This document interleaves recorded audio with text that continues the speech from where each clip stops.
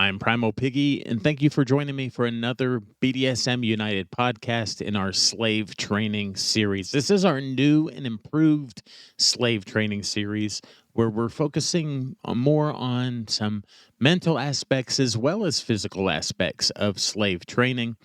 The process of slave training is important because we feel and we've found that if you skip a training process, though you come out at the end in very similar results, we find that it's more traumatic for the slave and the master involved to skip the training process. Now, while there is some trauma involved in slave training altogether, it's less traumatic if you have a training process put in place. It's the difference between throwing someone out of a boat into the ocean in order to learn how to swim rather than giving them swimming lessons. I'm Primal Piggy. You can find me on Facebook at The Primal Piggy, all one word. You can also find me as an admin of Whips, Chains, and Duct Tape on Facebook at WCDT BDSM. And you can actually watch these episodes being recorded in video on YouTube. You can find that link and all the others at www.bdsmunited.com. We can never talk too much about negotiations and vetting. Negotiations are the discussions you have prior to entering into a contract or before coming to an agreement on the type of relationship that you will have. Vetting is looking for inconsistencies between what the potential partner tells you who they are and the truth of who they are. Now, often it's not that they're lying to you. It's really the difference between who they believe they are and the reality of who they are. Making a commitment to any training you intend to give or receive, it's absolutely critical if you're trying to make this a lifestyle choice. Such choices always come with a price. In most cases, we hope that the price is well worth the reward. But knowing just who you are engaging in a stricter and more defined relationship dynamic with is always the first step to success. Now, for the dominant, you must commit to being responsible and consistent in your duties as the dominant.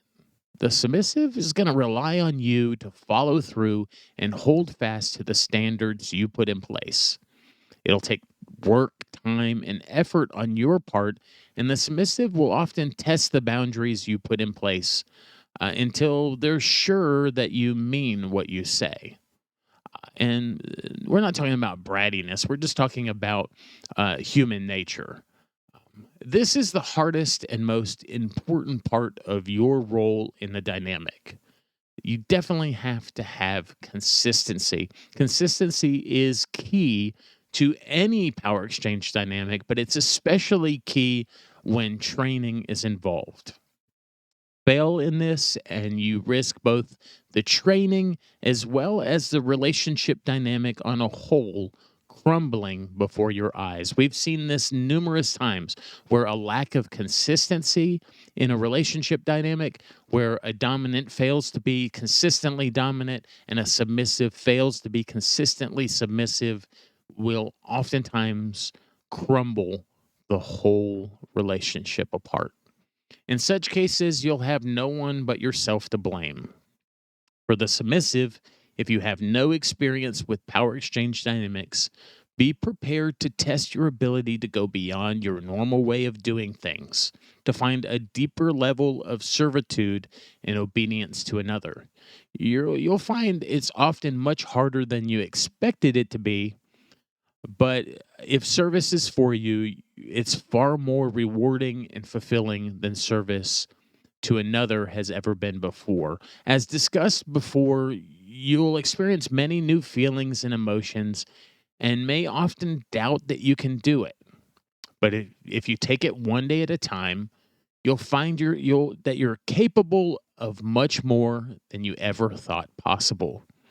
Many submissives discover that there's no desire to ever go back to the way it was before when it comes to their submission and their service to a dominant. It can't be said enough that trust is essential.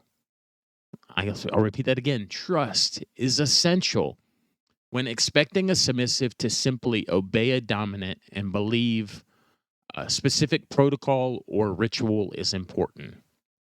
Even more so to ingrain specific rituals and etiquette that a dominant wishes the submissive to practice as routine behavior, since these often lead to new insights and emotional boundaries being crossed. If you have found enough trust in the dominant to take you this far, letting go and trusting further is the key to ultimate success and the level of service that you desire. What you're about to do is no less traumatic for a submissive than boot camp is for a trainee hoping to become a Marine.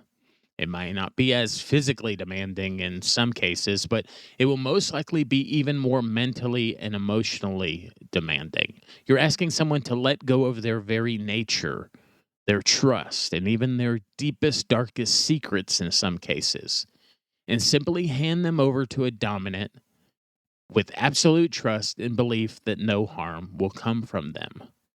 Vetting and negotiations are super important because predators use exactly the same techniques on submissive men and women every day. They take their deepest, darkest desires and use them to take advantage rather than to cultivate them into the submissive they trusted the predator to help them become. It's everyone's responsibility to ensure this doesn't happen. The submissive, as well as the dominant, must share the burden of making the right choices in whom they will trust to guide them and how it will be conducted before putting themselves in a vulnerable place. Ultimately, it is everyone's responsibility. It is everyone who is involved in BDSM. It is the community's responsibility to ensure that we don't tolerate predators. Uh, we don't tolerate non-consent. We don't tolerate um, uh, risks that we don't need to be taking. It is everyone's responsibility to ensure uh, that predatory behavior does not exist, and that it doesn't prolong here in our community. Make no mistake, the dominant is going to be breaking down the submissive to moldable clay and reforming them into the submissive or slave that both parties wish them to become. This is an absolute, unless you're dealing with a submissive that has a very good grasp of themselves, knows what they want, and has the self discipline to make the desired changes with little or no help from the dominant. But this is much like the boot camp analogy. Even the best trainees still need to be taught how to function in military life. So even if your slave was previously trained by someone, they still it still involves training them to be your slave. Only a seasoned veteran will coast through boot camp without some immense emotional hurdles and going through serious enlightenment before the process is complete. Most of all, don't lose focus on the ultimate goal when doing any sort of mentoring, training, or conditioning. This is a relationship dynamic, and the ultimate goal is to mold and shape the slave into the master, or what the master finds as pleasing.